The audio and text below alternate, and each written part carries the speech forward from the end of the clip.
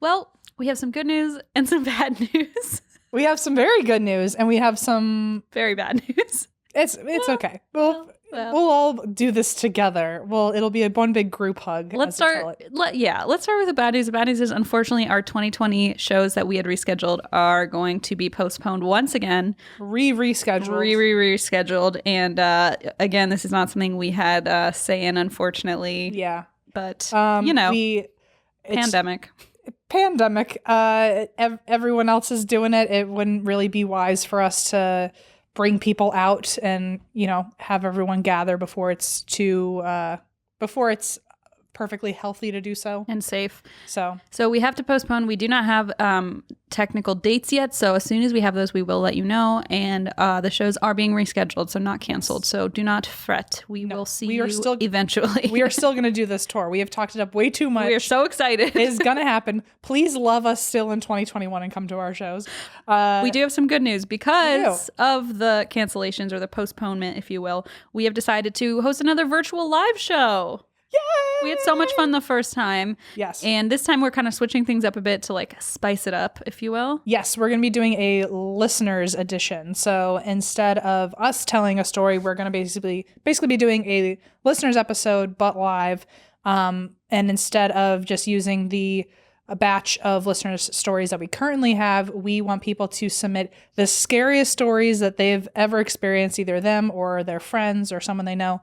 And we have a special email address for you to send those to. That way they're on one nice spot so Eva can find them. The address is atwwd at gmail.com, because we're going to be doing the live show from our couches once again. And so we are going to do this again. We'll give you the ticket link as soon as we have that as well. Mm-hmm. The date is August 22nd. Yes, and it's 5 Pacific Standard Time, 8 Eastern Standard Time. Yes. And I believe that's a Saturday this time. And it's a $10 ticket admission. Yes. And that is going to be, the proceeds are going to go to the Marsha P. Johnson Institute for Black trans support. So yes, and we're very excited about it, and we're excited for you guys to send in your scariest possible stories to make this as spooky an episode as possible. Yeah, we're going to be reading the top 10 scariest stories that come our way. So if you would like us to read your story during this live show, please send it to atwwd@gmail.com. See you there.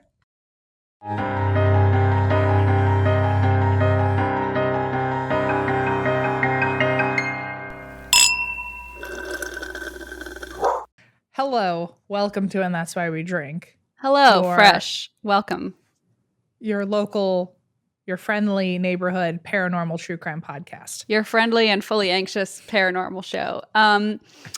We just tried to figure out what the word rumble means, and I feel like this is one of those things we're allowed to ask the audience, call a friend or phone a friend.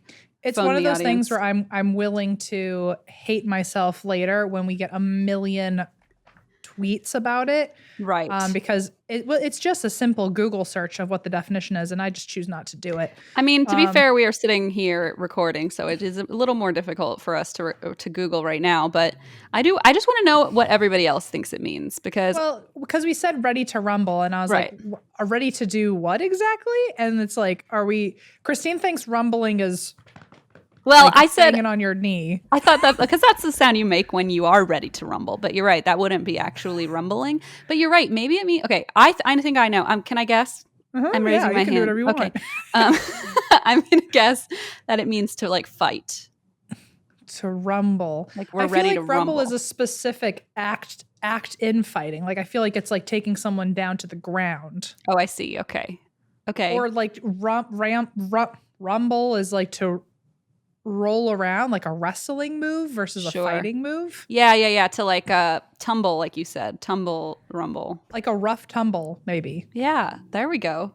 See, maybe, this is the kind of thing that you learn on this educational podcast called "And That's Why We Drink." Welcome to us solving mysteries. So many. That one to begin with. Christine, why do you drink? What do you drink, and why do you drink? Thank you for asking. That was pretty good. That was delicious, that little pop right there. Thank you so much. I'm drinking 19 Crimes, my favorite one, which is the most intense one, called The Banished, where they scratch his face out on the bottle. And today the crime says stealing fish from a pond or river. Maybe he was hungry. I don't think that's really like worthy of being banished. I feel like you can, like, if you steal from somebody's koi pond, sure, but like a river, does anyone own those fish in the river? I don't know. If you're stealing fish from a river, then a lot of fishermen out there are in trouble. Yeah, they should all be banished. Fish are people, by the way, but yes, they should all be banished. There I go, being an ass. This is me coming in hot with your PC update of the day. And why do you drink? Oh, I will tell you, actually. You know why I drink is because I started like reading again, which I know sounds like dorky or whatever, but like I haven't been like good about reading, and now I've been reading every single night before bed, and I'm really like into it. And I went to our local bookstore, and were you snapping for me? I was snapping for you, okay. Giving you a little golf clap. Well, the way that because when you look at me, you look above the camera, so I thought you were like calling for a drink, like you were like snapping at a server or something. Oh wow! I really, first of all, love that you think there's a server in the studio. I know. Second I was like, damn. Love that you think I'm the "Do you know who I am" kind of asshole. So I was like, I'll wait. Garçon, milkshake. Thank you. Sorry about that. Yes, thank you for the snaps. And sorry for the insult. Yes, I've been reading, and I picked up a bunch of Stephen King, and I'm reading Duma Key right now, which is super creepy. And I'm just like really gung-ho about my Stephen King obsession now, and I'm like diving right back into it. And so I was gonna see if anyone had book recommendations, but I was like, how do we even organize that? So then I was like, maybe I'll make a Goodreads page finally of like all the books. Ooh. Like I'll Be Gone in the Dark because the HBO show's out now, and which is really good, by the way. And you know, some Stephen King, and people can recommend books. I don't know how that website works, but I'm just guessing. So that's why I drink, because I'm just like ready to rumble and read a book. Wait a minute. Okay, that should be on a shirt, and also should be thank you for the snap. Sorry for the insult. That just brilliant. All the way to the top. A woven sweater. All the way. Be a needlepoint. Oh boy, why do you drink? A needlepoint. I don't know. I know I didn't know why I drank last time either, but I think this time is I'm still kind of in that like phase. I remember a couple weeks ago I was like, I'm kind of in a meh phase. I'm back in that, but I also feel like I'm slowly being able to define it better, and I think it's I have the Gemini curse upon me right now, where I'm feeling incredibly I'm feeling this like really necessary urge to be productive and creative. But then the other half of me is like, but you were productive and creative yesterday, so we should sit down and not do anything now.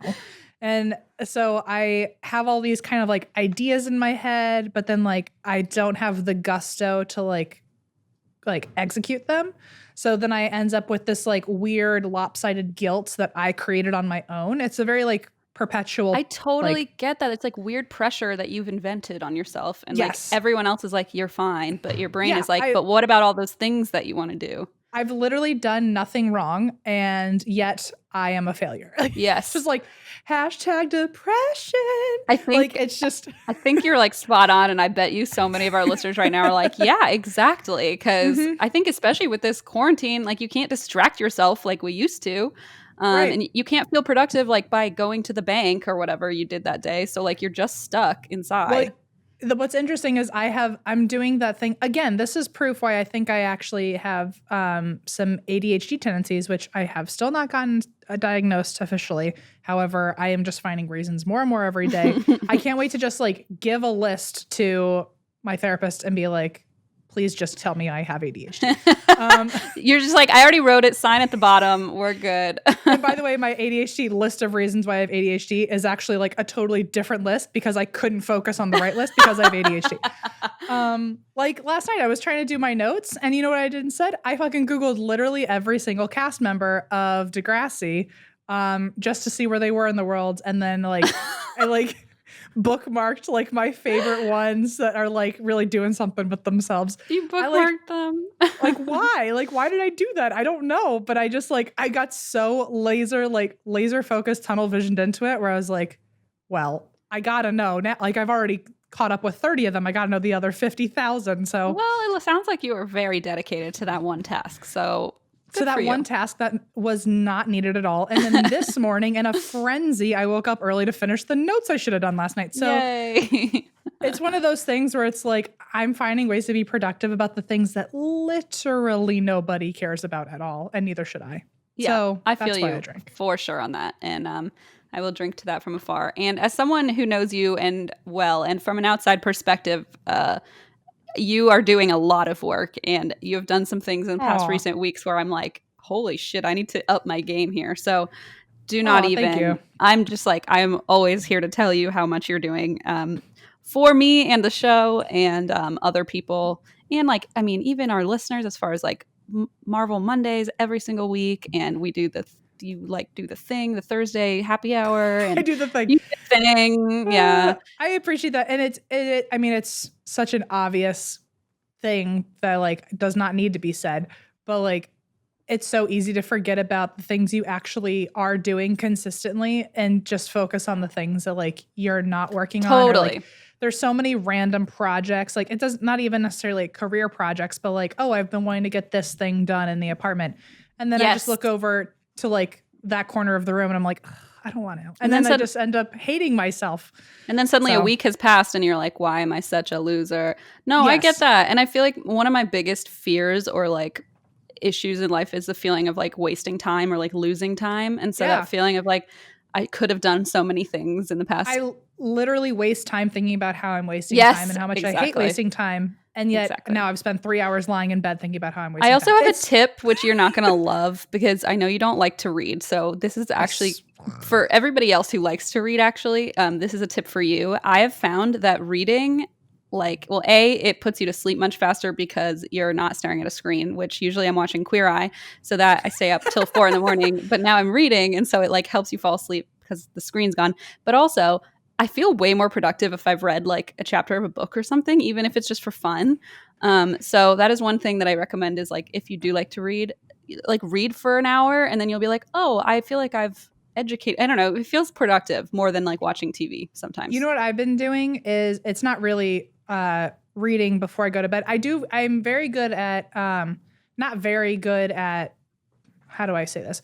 I'm very good at it, but I haven't been doing it for a long time. So I can't say like, oh, I've always done this. But when I want to go to bed at a certain time and I'm trying to get myself to go to bed earlier, I am good at meditating and like clearing my mind to fall asleep. How do you do that? Remember I told you my Iron Man thing? Oops. Where like I pretend I'm Iron Man? Yes, that's my favorite thing. It works. But so, yeah. Anyway, so that's... Oh, I was going to say, instead of reading, one thing I have been doing is in the middle of the day, I've given myself a designated time where I've been having tea time. Which has been very just lovely, where I literally like don't even bring my phone to the table. I just sit there. I feel like literally a grandpa because I make my tea and then I sit at the table at like our dining room table and I just sit there and drink tea and I look at all the pictures on the wall. Oh my gosh, that's precious. I just look at the pictures and I just think of all my fond memories with all the people on the wall. Especially and then by me. the time and you're on there, and then by the time I'm done, I'm finished my tea, and then I go back to work. And then you go back to your phone, and it's me having sent 45 memes and being like, where the hell are you? That's what happened yesterday. I guarantee it. I was like, I bet you from afar, I feel that you are not at your phone, and so immediately my desire is to just harass the crap out of you. Well, so when I do that, I also, while I'm making the tea, while I'm waiting for the water, I'm making it into like my bridge into the beginning of the night or like the late afternoon. Because I remember when I worked at ISS, my big thing was, if I, around 4 o'clock, my boss, Renee, and we called it snack time. And, and at 4 o'clock, we would always at 4 o'clock go into the break room and grab something to eat. And that was our like signal into like, okay, only 2 more hours left to work. Oh, that's nice. And so now at 4 o'clock, it's like, okay, I'm making tea. I turn on, we have like many things that light up in my apartment. And so like just to make an ambient mood for like as the sun's starting to set, I turn on all the little lights, I light up some candles, and then I just like drink my tea and then I go back to work for the next couple hours. That's very sweet and precious, and that makes me feel very happy. And I think I might take a page out of your book, not literally since you hate reading, and your page out of your comic book and try that out for myself. I love that idea. Anyway, I did not mean for that rant to go on forever and ever, but I did. Okay, good. Christine, between being on social media literally all of the time. You and I were on TikTok for 40 hours yesterday. We were on TikTok at least for 48 of the 24 hours yesterday. Correct. And being on our computers, and we watched a lot of Ghost Adventures recently on your computer. We're always looking at screens, and there have been a lot of times in the past where I've had like crazy headaches from that, or at least eye strain. No, it's true. I used to like schedule my screen time where I would like have to turn it off at a certain hour, even working, because I was like, I will just fall asleep with a headache. And now we don't have to worry about that with Felix Gray. It is life-changing. I take them on the plane even, because if I'm working on the plane, I'm like, there are enough headache-inducing things around me, so maybe let's just limit the computer glares. With your Felix Gray glasses. With my Felix Gray glasses. So there are a lot of blue light glasses on the market, but they're not all created equal, and many blue light glasses don't filter enough blue light, especially in the range that matters. So screens produce most blue light at a certain point in the spectrum, which, by the way, I don't know if you know this, but it's 455 nanometers. I knew that. I'm a scientist. We both know that, right? And most clear blue light lenses only filter 2 to 3% in that range. So, like, what are you even doing? And Felix Gray uses a proprietary filtering technology to filter 15 times more blue light in the same range. My favorite part is that mine are very, like, they look very chic. I was going to say they're very she. They should call themselves she Gray. They're like, wow, clever. They're like very, I don't know how to say it. They look like I'm an intellectual. Do you know what I mean?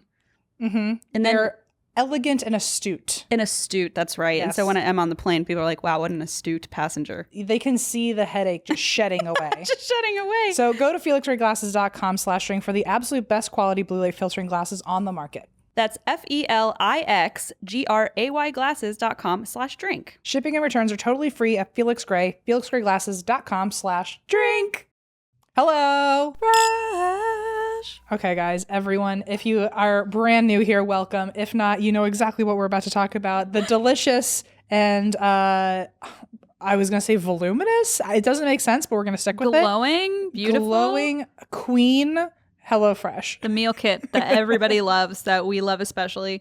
HelloFresh recipes are delicious. They offer so many to choose from. You can break out of your like quarantine recipe rut, and there's something for everyone. So I have the vegetarian option. There's a family-friendly, low-calorie, whatever kind of meal vibe you're looking for. HelloFresh has it. Oh my gosh, it has the vibes.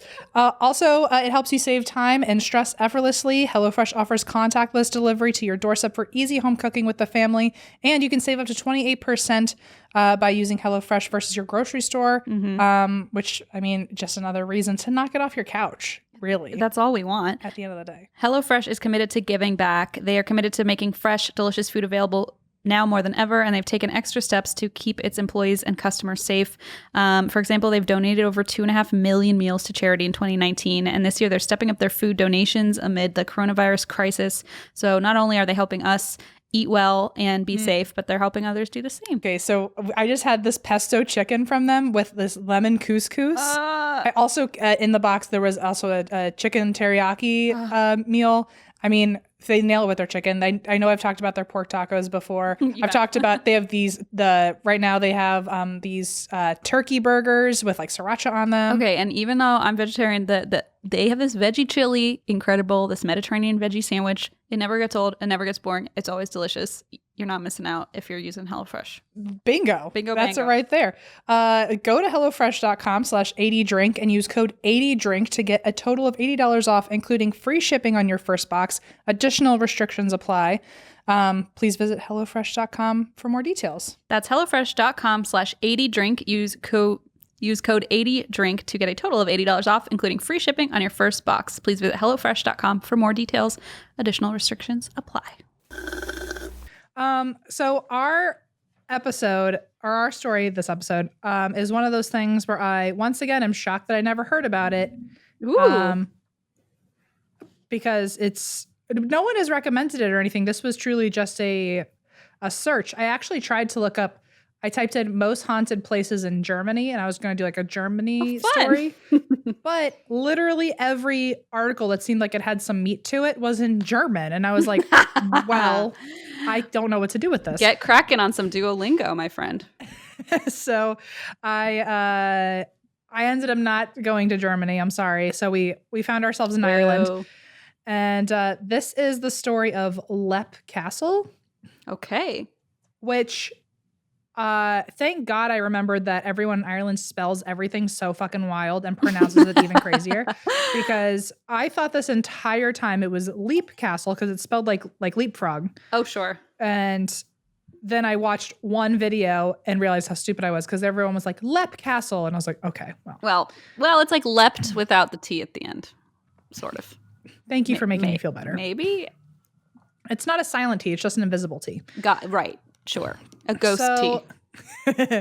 So in this is in the county Offaly, Offaly. Listen, don't look at me. Offaly. It's probably pronounced like Christine or something. So like awfully difficult to say the name is how it's pronounced. It's been on many world's most haunted lists. It's known as the most haunted place in Ireland. Apparently kind of across the board, it's known as the most haunted place in Ireland. Or at least one of like the top 3 maybe.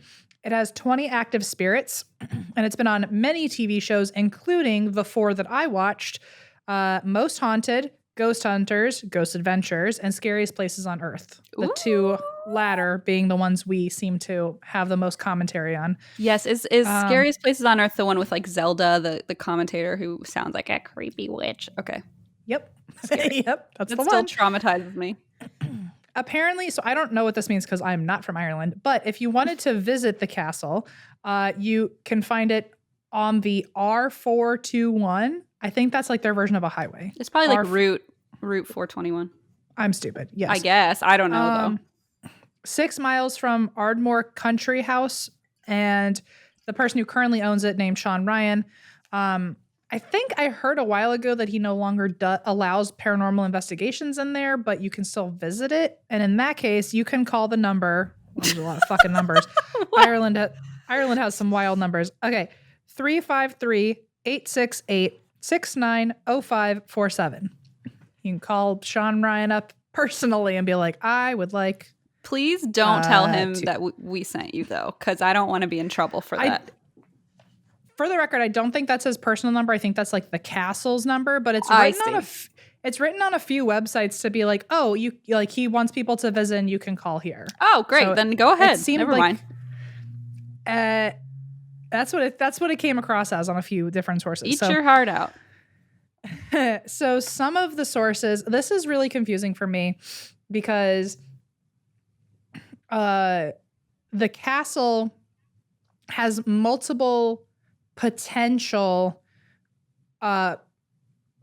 birth dates, essentially. So like what I heard mainly is that it was from the year 1250.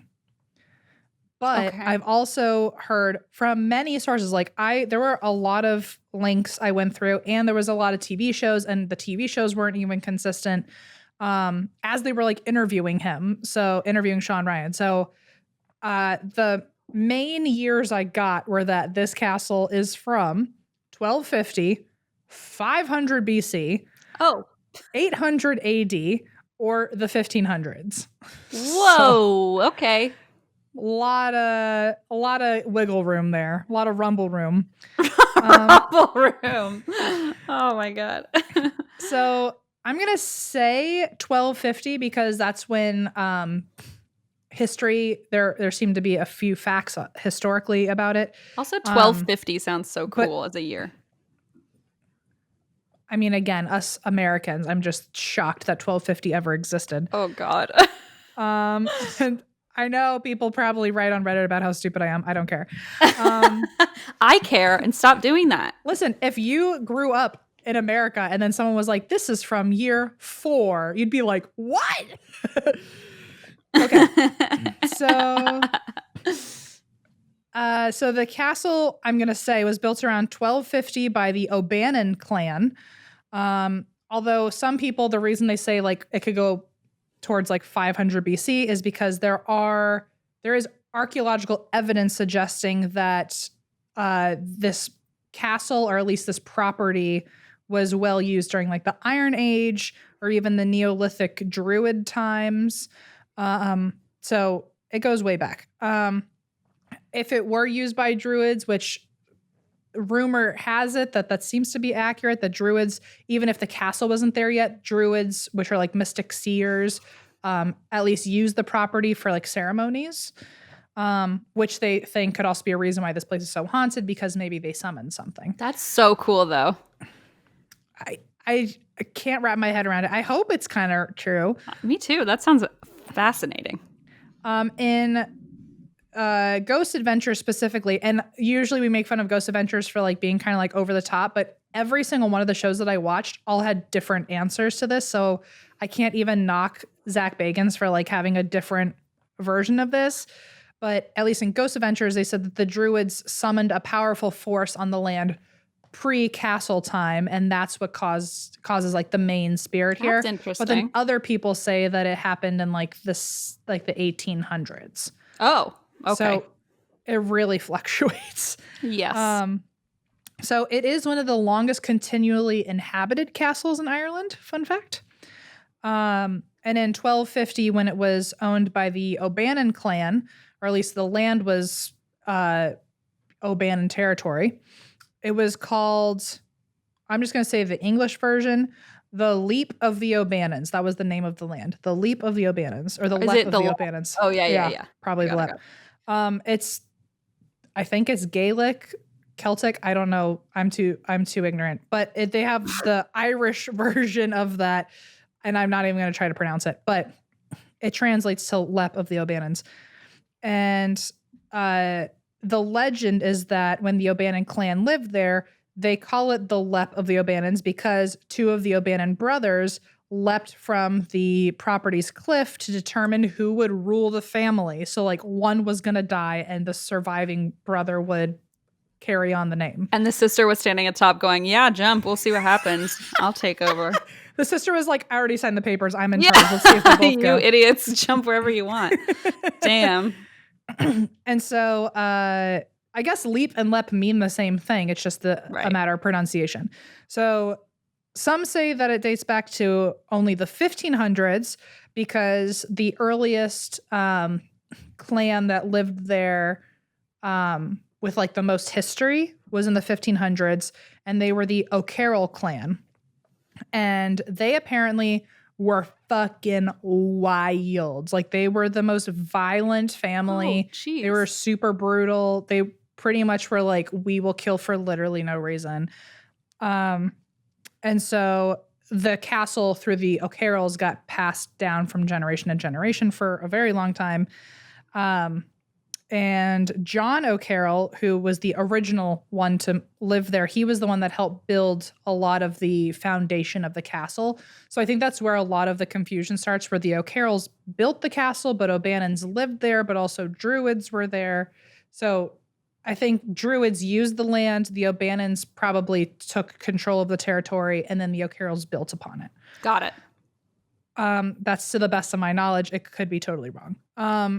So John O'Carroll died from the plague after he helped build the beginning parts of the castle. His son took it over. This is about to get really fucking like Greenleafy, like on terms of drama. Like it's gonna get wild. Okay, I'm ready. So John O'Carroll built chunks of the castle, died from the plague, gave the castle to his son named Mulroney. Mulroney gave it to his son named, I don't know, Fearganheim. Sure. Okay. Who, by the way, allegedly like murdered guests at the dinner table and shit. So like cute. Starting out strong. So that son then had 4 sons. The 2 who are important here are Teague and William. So these are the great grandchildren of the original O'Carroll. Got it. So Teague and William are 2 of the brothers who are important here. One of them, Teague, he was killed by a relative in the castle. He was killed by an uncle or something. And then the brother William, in retaliation, killed the uncle for killing his brother. Oh, geez. Okay. Does that make sense? Yes. Okay. So before, also the brother who like avenged his brother's death, William, he was also later killed by family. So oh boy. Both brothers ended up being killed by family after killing for each other. Are you telling me your Greenleaf show is like super brutal and violent? Because that is not something I was expecting. Not brutal and violent, but brutally dramatic. I will say. Okay. By the way, season 5 just came out and I told my mom about it and I've never heard that woman shriek that loudly. She was like, I'm canceling my plans. I gotta turn on the TV. Oh my God. If you don't watch Greenleaf, there's something wrong with you. Every single person who has listened to me and given it a try has tweeted and been like, I've never been given better advice than Okay, but can I ask you a real question, like on the spot, please? Yeah. Okay, so you had told me about it and I was like, I would like to watch it. And then you said you better not watch it because you are going to try and ruin it. And so then I never watched it. But like I really want to watch it. And so now I'm like scared to watch it. But I don't want to ruin it. I just want to enjoy it. I don't think you'll ruin it. I think what I meant by that is it was in the vein of it being like the Duggars and being like very like fundamentalist Christian thing. Like I know like with the Duggars and the Plaths and everything, you would definitely have to keep a much more open mind before criticizing. Well, yeah, but I mean, I don't think that you watch it and go like, oh, wow, yeah, I wish I were more fundamentally Christian. I do. No. Maybe you do. No, the Greenleaf is different in that it's at least fictional. So I think I always forget that. I think you would, because I think the conversation you're referring to is we were on the train. Yeah, I was so mad. I locked myself in the bathroom, and Eva was like, well, "What do I do here?" On the train back from San Diego, we were talking about the Plaths. That's what it was, and I was just like asking a million questions, and you were like, "You're not allowed to watch it because you're going to ruin it." And I was like, I think, well, yes, I think I thought you were going to ruin it because the Plaths. I was so excited, and I was so excited about how bananagrams they are.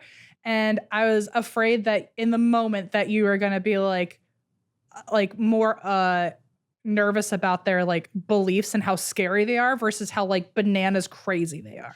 Yeah, but I feel like you and I watch like some really fucked up shows, you know, and like whatchamacallit, My Strange Addiction and things like that are definitely problematic, but like still.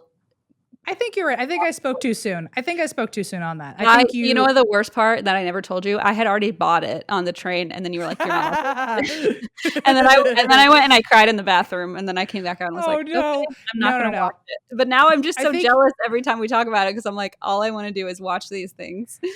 I think the Plaths. I think you would probably, just knowing who you are, I think you'd probably watch it one time to be caught up with the information, but it would just be too fucking bananas. I think Greenleaf you would love. Okay, great. I'm on it. Yeah. I think that's what it is. Okay, I promise I won't ruin it. I promise. I think the reason I said that is because I think when I first told you that I was obsessed with the Duggars, I didn't do a good job on my end of making the disclaimer that I don't agree with them. And so I think I like was afraid that you were going to be like, oh, so like you there like. Was definitely a bit of confusion where I went like, wait, so we are talking about the same people who do like blank, blank, and blank, right? Like we're not on board with that, right? I think hearing that, I warped it into my crazy brain where I got paranoid that you judged me. And then I was afraid it is fair. I mean, it is fair that I probably would have been like, what the fuck are these people doing? But I think that's why I made that comment. First of all, very sorry I made you cry. I hate that. No. I was we were on a train in the middle of our tour. There were plenty of reasons for me to be crying in a train bathroom. Do not worry. But I think the reason is because I took that and warped it in my brain to feel like you judged me. And then I was afraid if you watched any other shows like that, you were going to continue to judge me even more. And then I got really scared. And then I panic screamed at you. Listen, as someone who's like terrified of being judged at any moment, I don't blame you for a second. I do feel like I really want to watch it, but I will do it really in silence. And then I will only text you funny things. I will not try and ruin it. I promise. I think now that we're on the same page, you would enjoy it as long as you don't think I'm someone who like agrees with them. Come on. You're fine. Okay. Okay. Also, Greenleaf as a fictional show in general, you will love. Also, like, part of my fear was that when you were talking about it on the show, I was like, can we make it clear to everyone else that we're not on the same page? And then obviously that was very clear. And I was the only paranoid person. So I think we were all just paranoid in different corners of the exact same room. I think that's what happened. That seems to be our show. Anyway, yes, I do not agree with the Duggars, but I'm fascinated by any fundamentalist Christian family show out there because it's just so bananas. Do you have a butthole? I sure do. So do I. In fact, that's your bottom dollar. We actually talk about my butt a lot because of, my diseases. But I will say, finally, we have a real reason to talk about our butts because we are talking about Tushy. Yes. First of all, we love our tushies. Also, they came right in time for the quarantine. They did. During the toilet paper crisis of 2020. It's true. We had our tushies, so we didn't have to worry about it. It's hard to believe that when we go to the bathroom in this country, we like wipe instead of wash. I mean, think about it actually for a minute. I think about it all the time. Kind of disturbing. For years, bidets have been expensive, for years, bidets have been available, but obviously super expensive, costing thousands of dollars. The Hello Tushy modern bidet attachment is here to bestow the blessings of bidets on everyone. Hello Tushy cleans your butt with a precise stream of water for just $79. And you can keep yourself feeling fresh with less irritation and infection. Also, the Hello Tushy bidet attachment comes in 9 color combinations. So you can also kind of interior decorate? Yeah, at the same time. Make your toilet, just give it that little chef's kiss it needs. But not really actually with your mouth. Okay, just saying. So it attaches to your existing toilet. It requires no electricity or additional plumbing, and it cuts toilet paper use by 80%. So the Hello Tushy bidet pays for itself in a few months. Join millions of happy Hello Tushy customers right now and have a clean butt with every flush. Go to hellotushy.com/drink and get 10% off. That's hellotushy.com/drink. And this is a special offer for our listeners, so go to hellotushy.com/drink for 10% off. Where were we? Oh my gosh. Oh yes, I don't know. The Irish green leaves. They're all murdering supposedly. each other. They're all left and right. So, so both of the brothers ended up dying from relatives who, after killing other relatives for each other, such a mess. Both of those brothers, before they died, had sons. Those sons, I think, end up also killing each other at different times. Basically, it all comes down to the final O'Carroll relative. So his name was Charles. He also literally killed 150 of his own fucking men at one point. Oh. They're just brutal people. He later has a nephew named John. He's the 7,000th fucking John in this family line, by the way. And he takes over the castle in 1629. So everything else, just take it out of your brain. 1629 is where we are. Got it. So the O'Carrolls would actually, again, very brutal, very violent. They would literally hire out other families to train them how to be better warriors. And then instead of paying them for their services, they would kill them after they learned their secrets. That's fun. So they would call out there was one clan called the McMahons. Okay. And so I guess one of the O'Carrolls, he didn't like the Earl of Tyrone. So he hired the McMahon clan to either teach him how to kill or hired them to literally be mercenaries and kill for him. Jesus.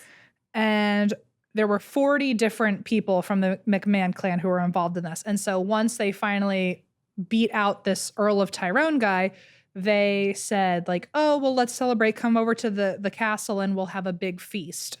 And when they got there, he had poisoned their food and then cut their throats.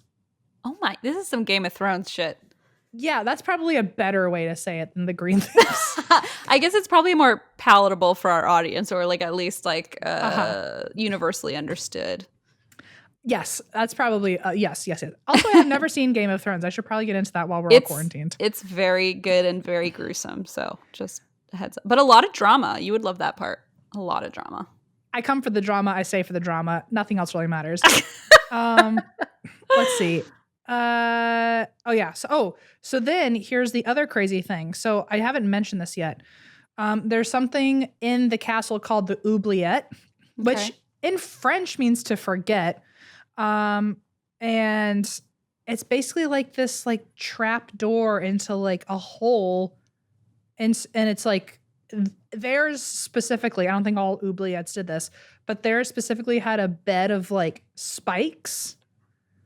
Oh. So you could just throw people down there and impale them and let them die. And it was called to forget. You would literally just forget them down there. Oh my God. What the fuck?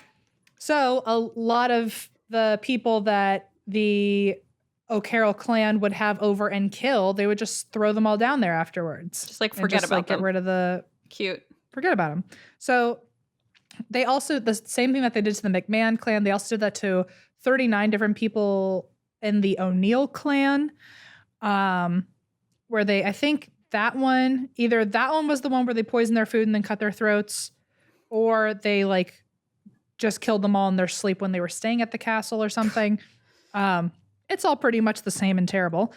But the most famous murder is probably it's literally now called the Bloody Chapel. Oh. It was just the chapel in the castle. And I guess one of the O'Carrolls was a priest, so he would, do his sermons there. And the one of the priests, okay, so his name was Thaddeus O'Carroll. His brother Teague O'Carroll, many Teagues, many Johns. Mm-hmm. A separate Teague from the one I already told you about. So Teague and Thaddeus were brothers in the O'Carroll clan. Thaddeus was a priest. I think their father, another Mulroney, Jesus, had their father had just died, and so the two of them were trying to figure out like who of them now is in charge of the family. And Thaddeus said like, "Oh, I'm going to be in charge." And Teague didn't like that. So in the middle of one of Thaddeus's sermons, in front of like the whole church, ran up behind him and stabbed him with a sword, and it went through his body, and everyone watched him die preaching. Oh my God. This is like batshit crazy. Okay. So in 1649, the castle was given away from the O'Carrolls to the Darby family. And this is because Jonathan Darby II, he marries an O'Carroll woman. I'm pretty sure the castle was given to him as dowry for their marriage. Oh, that's nice. I'm pretty sure. And so anyway, so at one point, I think in the 1660s, the O'Carrolls ended up getting the castle back, but then it ends up going back to the Darbys pretty quickly. And it stayed within the Darby line for an even longer time. Like, so the Darbys got a hold of the castle right around 1640. And then it was still in their family all the way through the 1800s, all the way through the 1920s, I think. So for like 300 years, the Darby line was in charge. And so in 1889, like so many years ago, like 150 years before that, was Jonathan Darby II, who was the first Darby in the castle. By 1889, literally every firstborn son in this family was Jonathan Darby the blank. So in 1889, Jonathan Charles Darby, the 6th or 7th at that point, married a woman named Mildred Dill, which I like to call her Millie Dilly. Yes! I also like to call her that, by the way. And in 1889, Millie Dilly, so obviously married him and moved into the castle. She also was kind of like, I think, a feminist in her heyday. She was a really well-known author, but because she was a woman, she had a different pen name, which was Andrew Mary. Okay. And she was a Gothic novelist, so she wrote about like kind of creepy stuff. Dope. And people, yeah. So I'm into that. Also, apparently, her and her husband were spiritualists because this was the 1880s. Right. So they were very active in performing seances in the castle. Uh-oh. There's a lot of people to probably summon out of that little oubliette situation. Bingo. And that is the other storyline for how all the spirits got there, because one story is that the Druids summoned these things back in like 500 BC or whatever, or I don't even remember. Or they think that in the 1880s, Mildred and her husband were spiritualists and ended up bringing things in. It could be a combination of both. Right. But those are the two different stories for how all the spirits came to be. They also say that years later in the 1920s, the oubliette was discovered by people doing renovations. Ooh. And when they opened that up and like removed all the bodies, that was like kind of another awakening for all the spirits to come out. So, right, because you're disturbing their resting place, so to speak. Oh, so Jesus. There's many ways for like how these spirits got in. So in 1910, actually, so this is 30 years after having already lived in the castle. Millie Dilly, she publishes a short story. She already has published many short stories and novels. By the way, where she calls her husband like really awful names. Oh. Like she's like not a fan of her husband. Okay. She calls him an arrogant autocrat with a violent temper, and she complains in her writing to the public about how he likes to track mud into her clean floors. Oh, that's the worst offense of all, for sure. I know it. I also saw a different source where they weren't both spiritualists that performed seances, but she was, and he hated it. He just tracked mud in to the seance room. Bingo. It sounds like I would almost agree with that more, given the fact that she wrote in her own books and short stories that she like didn't really like her husband. It would make sense that they didn't have a hobby Didn't together. like share hobbies, right? Exactly. So I would bet that she was the spiritualist and he was like, fuck, I married this like ghostly woman, which is what Blaze says every day. I was like, why does that sound so familiar? So one thing that she published in a magazine in 1898 was called A House of Horrors, which was about Leap Castle, although it was called Kilman Castle in the story. And it has recently been republished, all of her accounts of the Leap Castle. The republished version is called Leap Castle, The House of Horrors, the Most Haunted Castle in Ireland. Cool. But yeah, so they were rumored to hold seances, and also because she was a gothic novelist, as she was called, I'm sure that added to like the PR of this, of like, oh well, a ghostly woman who performs seances like in a haunted castle, right? So I haven't brought this up yet, but one of the main spirits in the castle is actually known by the name the Elemental. Oh, okay, that sounds fucking demonic. Which it apparently is. So the Elemental is supposed to be like the most powerful force in this castle, and that's the one that the story is like, oh well, the Elemental came from the Druids or they came from Mildred. Okay. They just don't know which one. But the daughter of the sorry, I was reading the wrong thing. So the Darbys live in this castle, and during the Irish Civil War in the 1920s, the Darbys actually also hid like treasure or like their like prized possessions all over the property throughout the castle in weird spaces. And to this day, we still don't know where they hid them. Cool. I guess at one point the Darbys got imprisoned during the war, and then by the time they were released, they didn't remember where they hid everything, so no one's been able to figure it out.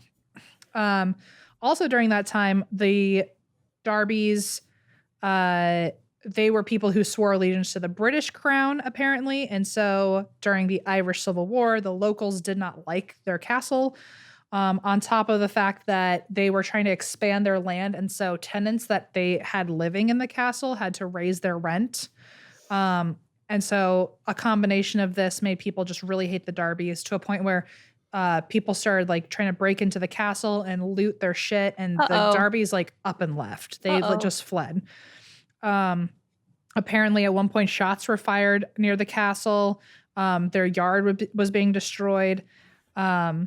And apparently the IRA was even out to get them because they were English. And so the IRA made them an object of interest or a person of interest. And so what's fucked up about it is, so the Darbys are gone, but they left their, how bougie is this? Their domesticated peacocks all over the castle.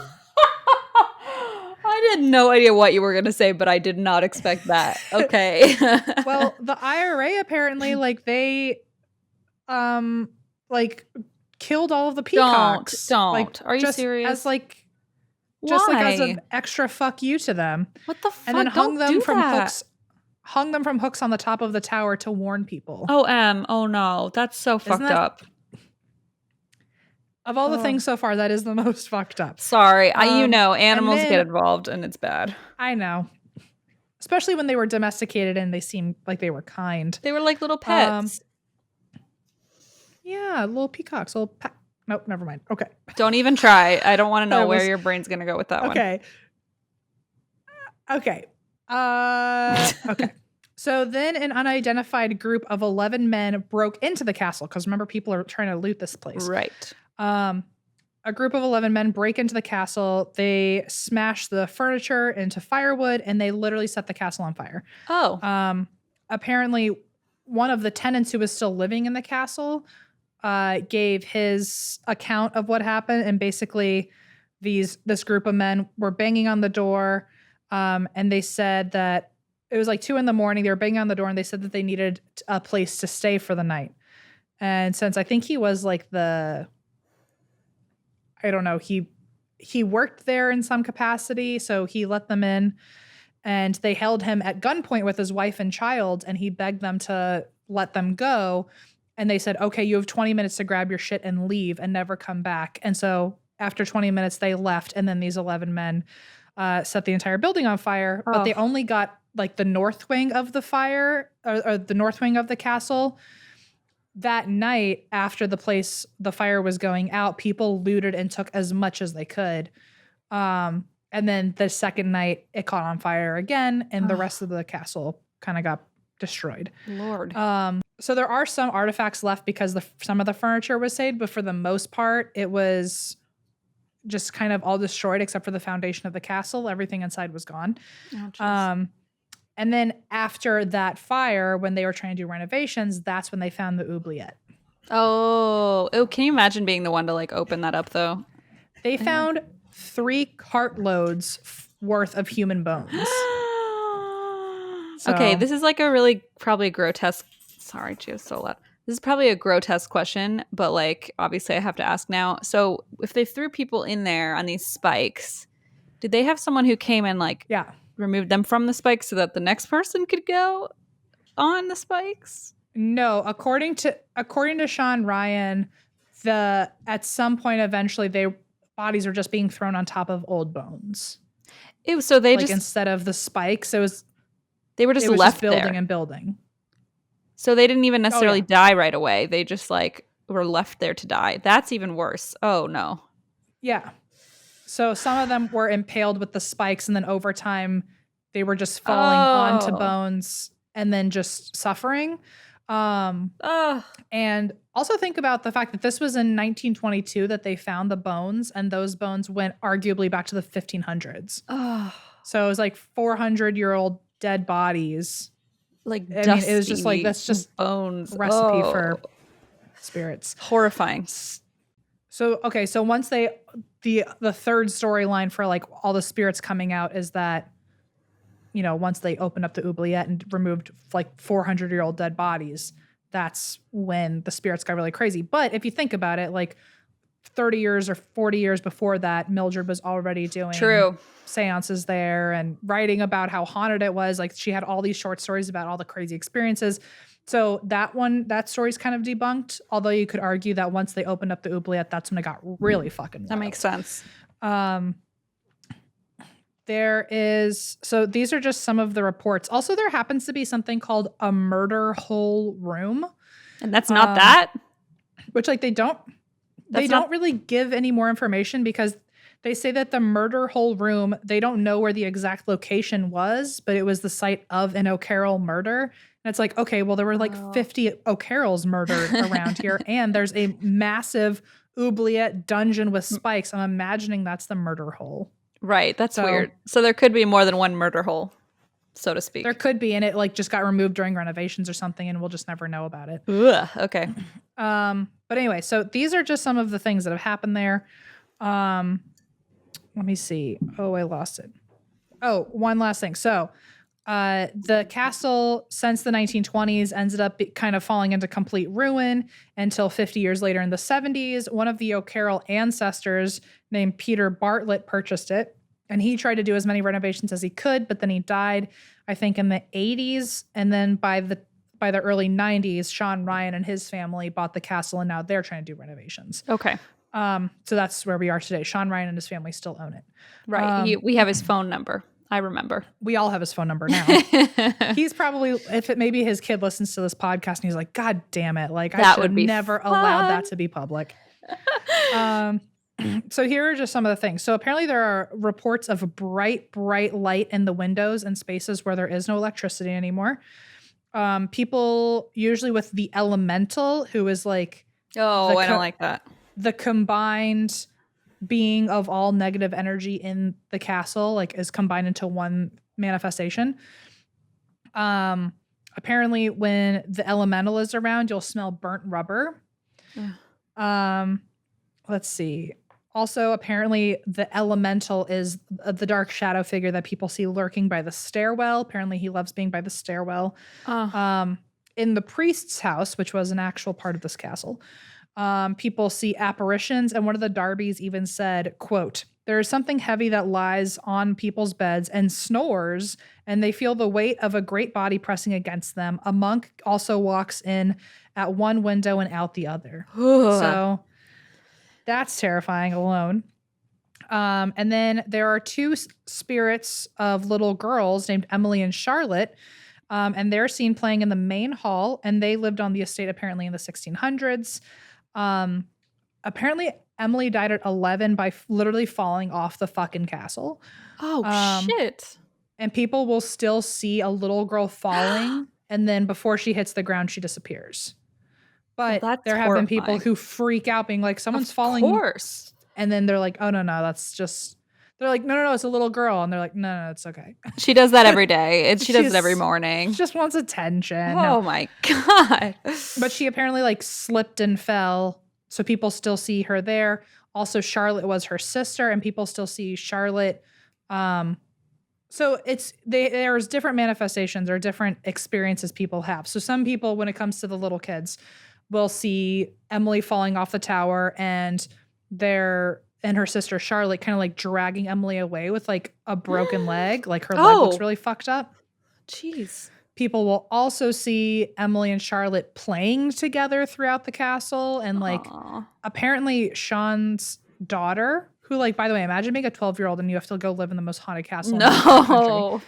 She says that she sees the girls all the time, and her parents didn't even believe her until they saw the girls themselves. And they were like, holy shit, you've been seeing these girls all the time. She's like, yes, what have I been telling you? But the daughter says that they will chase each other around. And what's kind of eerie is that the daughter says that you can see the girls and they look like they're like shouting and screaming at each other and like having fun, but you can't hear them. Weird. So they're just like mouthing screams. That's creepy. And I wonder, I mean, that's a whole nother theory of like how much of your energy or like what energy, if the energy being used to show yourself is different than the sound. Ooh, that's weird. Yeah. Or like how much energy are you giving so that someone can see you visually? Does it take away from your audible experience? Because I feel like most of the time it's more common to hear things than it is to see them outright, you know? So I wonder, that's creepy. Also, a lot of people see the girls by the stairwell. And so then there's an argument that the elemental is by the stairs. So maybe the little girls are the elemental trying to look like previous owners of the house. No. So you feel vulnerable enough to approach it. And children, since like demons like to be children. Oh, goodness. That's even worse. It's the perfect concoction of like, a previous owner and a child. So like you'll definitely want to approach her. Ew, and maybe it can't make the noise of a child. It can just look like a child. Holy shit. You know how sometimes they have my breath away. Like girls, but then the voice sounds really like demonic and garbled, and like maybe it just can't make the noise of a little child. Goose cam. Oh my gosh. Oh God. Apparently people also see the apparition of an old man sitting in an armchair by the fireplace. There is apparently Emily and Charlotte's nanny is often seen, and she likes blonde people the most. She'll like approach them more. Okay. And apparently she will like grab people's arms, or she'll like play with their hair. And what's weird is a lot of the times when that happens, guests are like awkwardly calm. Like it's like she puts this like presence over you to not be scared. Oh, well, that's kind of nice, I guess. Yeah. And she's also seen a lot sitting with the girls watching them play. Okay, good. So maybe they are kids. I don't know. Fingers crossed. It's just weird that why would the kids want to be near the stairs with the demon? Maybe they're drawn to it. Okay, I'm just going to stop throwing out bullshit theories that I know nothing about. I mean, who's to say? What is this show without bullshit theories that we know nothing about? There's also a spirit called the Red Lady, she's a woman who's seen in a long red dress. She's very tall with long brown hair, but she is known to be carrying a dagger and having it raised like she's angry. Wow, that's next level. Like usually you hear of like the lady in the dress, but like with a knife is so much she's like worse. sobbing in the corner. Yeah, in her wedding dress. This one is out for literal blood. So that's so much worse. Apparently she has a glow. She like glows from the inside like a lantern is one of the quotes I saw. That she seems dark, and then as she's like, she becomes more illuminated with time and literally is glowing from like her belly out. Ugh. Apparently people also feel an immense cold feeling in the room, and they feel like the cold literally like hits their heart. The cold is so powerful. Whoa. And they'll feel their heart icy cold and then very quickly become like fire hot. And so a lot of people don't really know what her storyline is, but the two biggest arguments are that she is a victim of the O'Carroll clan. The most common, I mean, the understanding for both storylines is it starts with that she was kidnapped and sexually assaulted and got pregnant in the assault. Oh, F. And with the light. Yeah. Oh, no. Coming I from didn't her think stomach. about that. Oh, shit. Oh, that was my Jesus. first thought. I was like, maybe she was pregnant and here we are. Oh, no. The pregnancy glow. Oh, God. That's but so much worse. It ends pretty even worse than that. Where storyline one is that she gives birth to the baby. Like they hold her there until she gives birth to the baby, and then they killed the baby via a knife. And just to get rid of the baby. Right. And then she was so distraught that she died by suicide with the same knife. Oof. Storyline two is that she tried to escape while pregnant, and she tried to escape. They ended up catching her, and then they stabbed her to death. So either way is horrible, but the idea is that now she has the dagger raised and wow. I no longer blame her, I guess. Yeah, for eternity, just wanting to like get revenge. Wow. Although there is the argument to be made that a lot of mediums have also seen a tall woman in a red dress by the stairwell. And come like midnight to 3 a.m, she will literally shapeshift and her face becomes very ugly. So she's a demon too. So she could also be a demon. Oh no. So I don't know what to tell you. So the elemental spirits specifically, they don't know where it comes from. Again, it could be the druids who were doing ceremonies on the land. It could also be a magic practitioner named Gerald Fitzgerald, who is apparently the Earl of Kildare. And at one point, I guess he tried to actually take the property from the O'Carrolls, and it didn't work. And so they think that maybe he cursed the castle. Oh, interesting. But no matter what it is, apparently it's menacing and sinister. It's a shapeshifter. It will not bother you if you don't bother it, but once it's provoked, it will like fuck you up. So they don't know if it's based in a cult where it comes from, or maybe it's the manifestation of literally hundreds and hundreds and hundreds of death over hundreds and hundreds of years. Right. Oh, that's even scarier. Our girl Millie Dilly, she calls it it, and she calls it the thing. That gave me goose cam. She said that one time she saw it leaning on the stair banister with its hands, even though it didn't have any hands. Oh God. She has described it as the size of a sheep, but with a human face. Black holes for eyes and a nose, and giving off the smell of a rotting corpse. So basically, Millie Dilly is also the ghostwriter for Meghan, saying that she smells like a fucking corpse. In the locker room. So Millie, when she was in 7th grade, her name was actually Meghan. That tracks. So these are also just some of the things that these are just some of the reports. This is kind of just in one paragraph of a chunk, so I'm just going to read it all out at once. So Sean says that they are that he has seen people with hazes around them. He says that he has heard crowds talking around him, and then when he turns the corner, nothing's there. Christine, sound familiar? Don't do this to me. Don't do this to me. Apparently, guests have reported being touched or have someone brush up past them. People have seen a woman near the main hall. They've seen children near the main hall. They've seen an old man near the main hall. They've seen manifestations. People have felt really nauseous after they smell the burnt rubber. People have seen monks walking around on the grass. They've actually seen a priest running down the steps as if he's hiding from you, which I hate. I hate that too. People have gotten shoved. They've seen a green light flashing. People have experienced cold bursts, see shadow figures. Apparently, the barometric pressure has also lowered itself pretty significantly, which is usually a sign that activity is about to really get wild.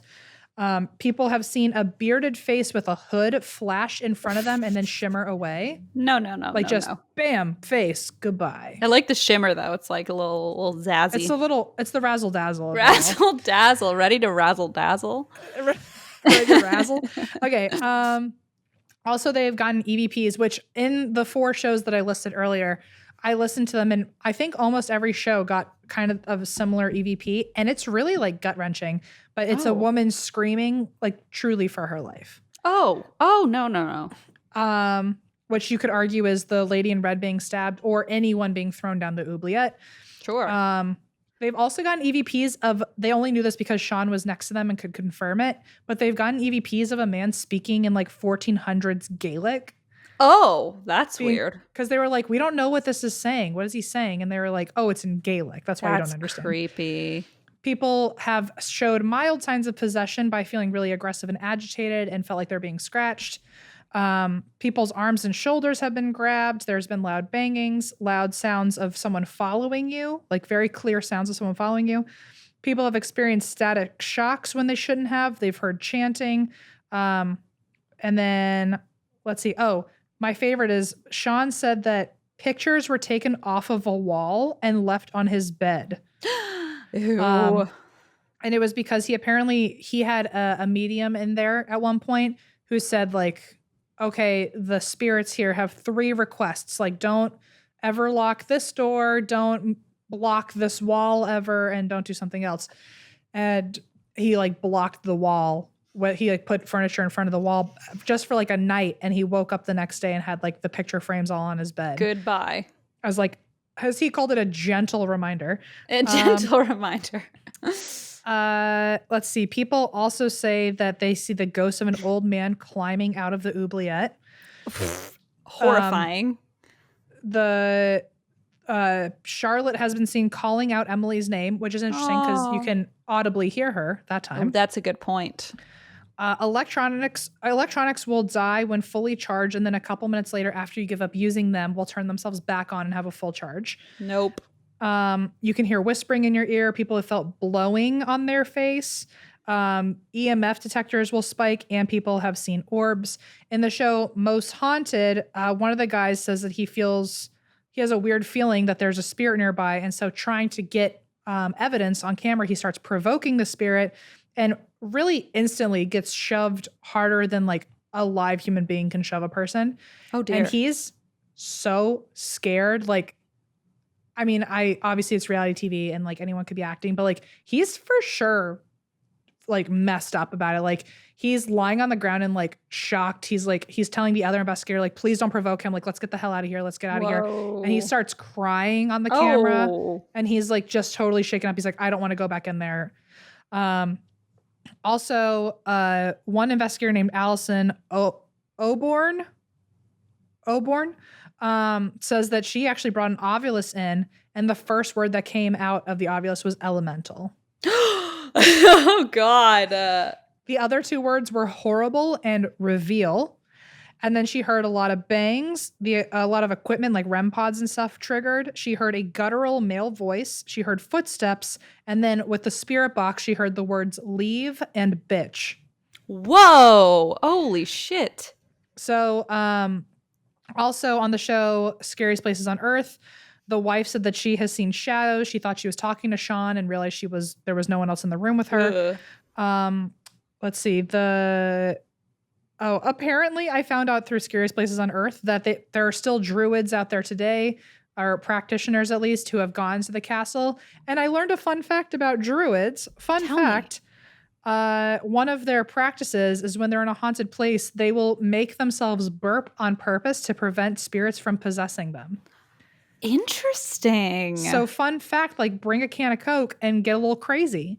Okay, well, I have a weird side note on that, which is not a lot of times, but sometimes if you start meditating and you're meditating like really regularly, you start burping, and it's like the idea that you're like expelling. Maybe that's what they're doing. Yeah, it's like a common thing with meditation. If you get like really deep into a really deep meditative state, a lot of times your body will start burping to like release stuff. Weird. So that's just an interesting little side note. So maybe they're meditating and burping through that. Maybe, yeah. Interesting. Like releasing stuff that's not good. Yeah. So apparently in this is the last thing I'm going to say, but the short stories that Mildred was writing, there's a few excerpts, basically her talking about all of her experiences. One of them is of like a little old man in a green cutaway coat who shows up every now and then, which sounds like a leprechaun to me. She also said in the priest's house, there's a burly man in rough clothes who pushes a barrel up the stairs. Another one, she said that she put her hand out and she felt someone grab her hand, and the hand was much colder than hers. And then all of a sudden, when the hand like moved away from her, she heard a deep human groan that sounded like it was praying over her. Ugh. She also said that there's a tall, dark woman in a scarlet silk dress, so probably the lady in red.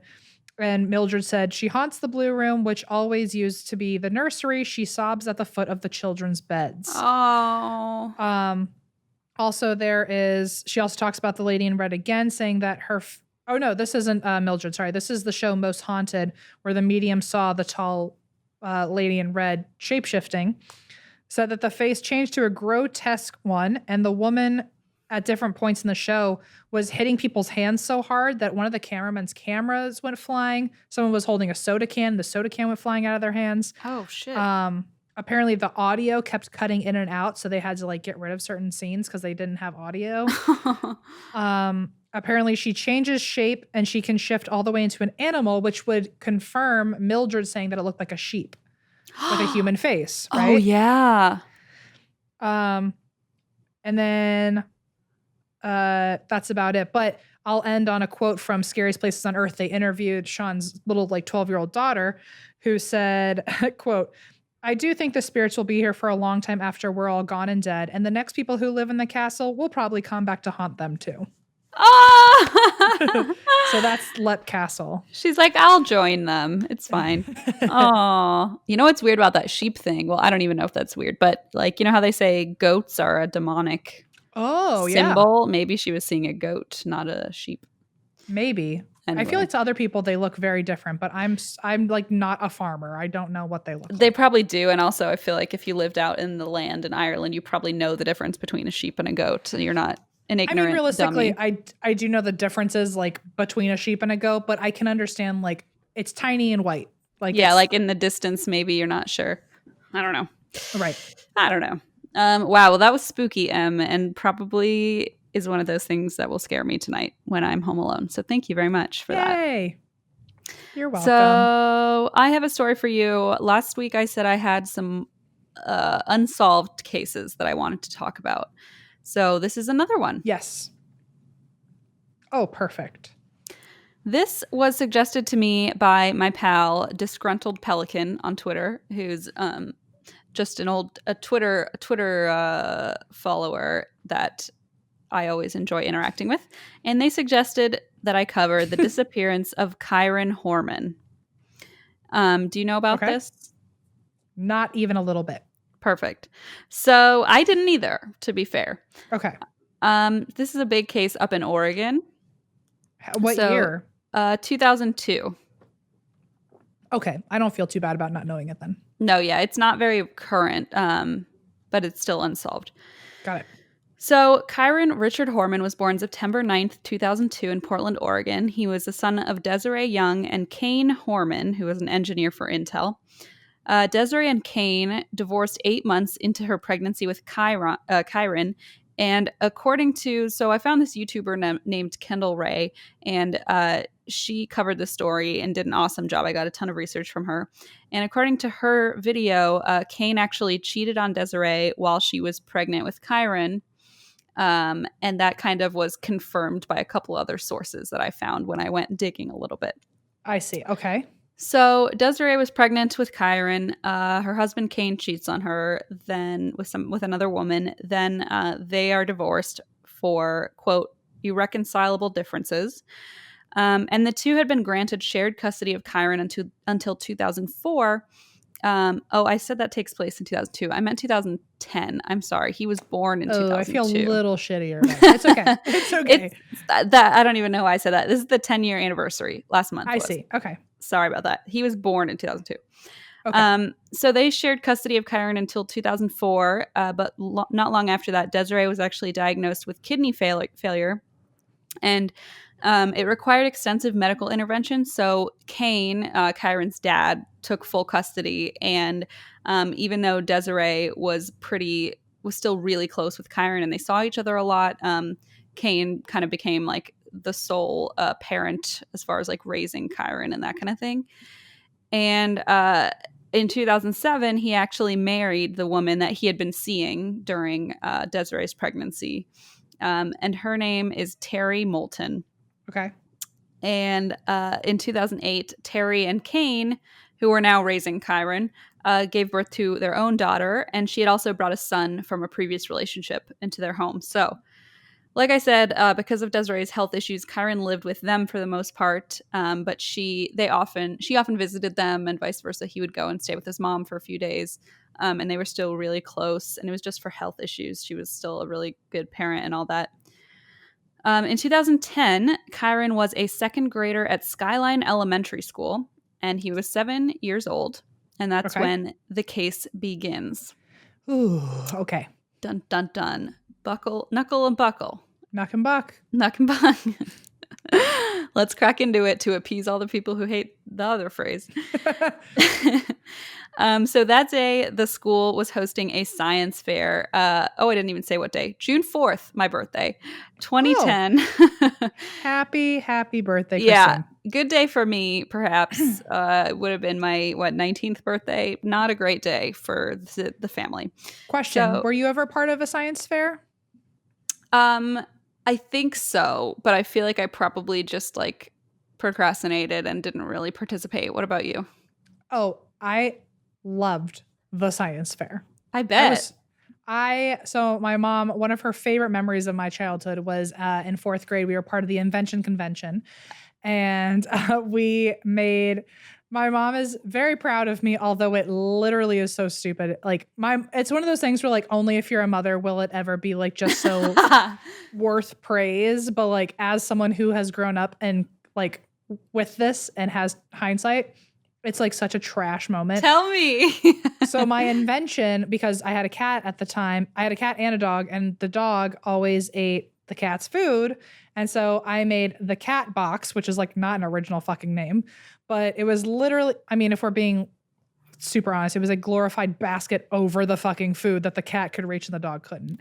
But that was it. But my mom to this day thinks it was like a multi-million-dollar idea where like to be fair, like the interior designer in me really came out and like we put like a little disco ball in there. Okay, that's and we precious though. I would probably buy that for Junie. We got it had a motion sensor light to it, so when the cat walked in, then there'd be like party lights, as if like this cat wanted a goddamn rave. But like it looked really cool on the inside, and it was all motion censored. So like I think I had like music playing at a time when like there wasn't like triggering, like not triggering, but like trigger like motion triggered effects and things like that. So it was just, and I think I like drew a picture of my cat and like taped it on the inside. So like it felt like home. It was really stupid, but I was trying to make basically a cat lounge and I put it all inside of this like upside down Tupperware box. Linda, I need photos of this ASAP. I'd also like an original prototype for Juniper because this sounds amazing. Honestly, at this point, I could probably just make another one in like 20 minutes. But I swear to God, as a 9-year-old, I spent like, I'd say 6 straight weeks on it, thinking it was the most arduous task I've ever done in my life. Well, but I love that. Okay, that's funny because in Blaze's family, they did the invention convention, which we never did. I would have been all about that as a kid, but we never got to do that. But I guess one of his brothers, I think it was Luke, like created this invention at the time, and now it's like it was on Shark Tank, like somebody else made it, and it's like a real thing.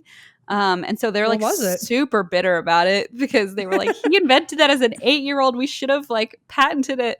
What is it? I'm trying to remember. It was some sort of snack container where like you could put multiple snacks in, but they wouldn't like get mixed together or something. It was like some sort of lunch accoutrement. I don't know the right word. Some sort of like accessory that was for bringing food. Oh, you know what it was? Sorry. It was for cereal where you could keep the milk separate from the cereal so it wouldn't get soggy until you combine them. And now it's like a real thing at Bed Bath & Beyond. Yeah, but they were that's like, a genius invention. And like he made that up at 8 years old and they're still like so pissed that like this is a big thing now. And well, that's just shit all over my fucking cat box idea. No, I love the cat box. I would buy the cat box before a cereal. Don't worry. I remember drawing like a big, like I painted like no dogs allowed on the side of it. That is adorable. I want one, right? I want one. I want a cat box.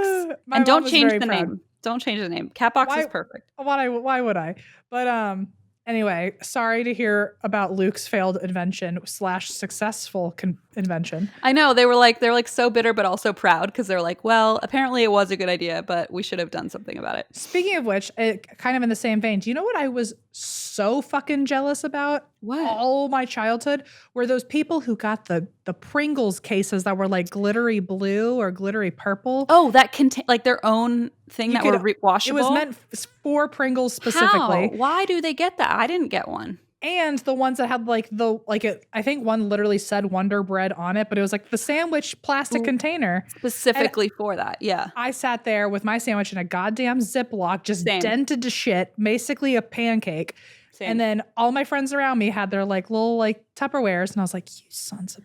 I remember telling my mom, I was like, you're missing out on really making me look popular, Mom. And that glitter like, Pringles case. That glitter. And look, we're not over it. So she said you'll get over it. And then she forgot that one day I'd have a career where a microphone was put in my face. And she forgot, yeah. Remind her of all of her failures as a parent. By the way, thanks for the purple Game Boy. Not, Mom. Can you imagine though? We're gonna have kids someday and they're gonna be like, I want a glittery box from all my for all my TikToks. And we're like, no, you don't get a TikTok box. And they're like, but all my friends have a cool glitter TikTok box.